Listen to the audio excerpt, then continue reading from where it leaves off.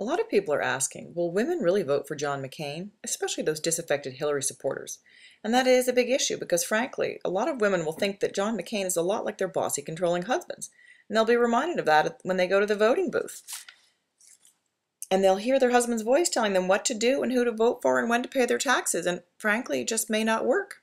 This is Amy Cross reporting live for a Women Want Answers. The reason John McCain is a U.S. Senator, the reason why he's a nominee, is because people feel sorry for him.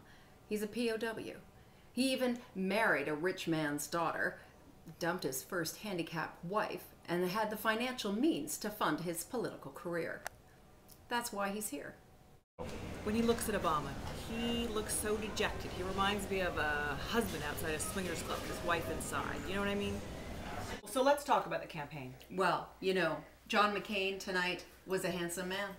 He looked suave, he was debonair, and speaking cosmetically, because cosmetics are important. Cosmetics are important. Tonight he was fine. And say what you like about Hillary Clinton, her husband is always looking dapper. Oh, perfectly turned out, I'd say. And the ladies love him. He's a looker and the ladies love him, and that's very important for a candidate spouse. Yeah. I've seen pictures of John McCain showing quite the basket. Oh, I know. We know exactly what you're talking about. We have a split screen to show the viewers later on tonight. Absolutely. That you can see there is a difference between the bulge in his pants and Mr. Jones's.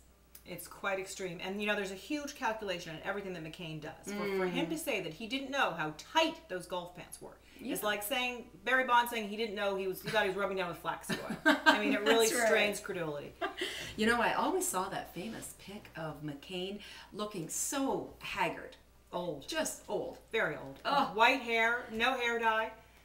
Absolutely. And, if that's the voice of experience, it's going to scare voters away. That's true. And, people say he's so old that even his sperm have retired. Well, Here's those two baskets. You see what we're talking about.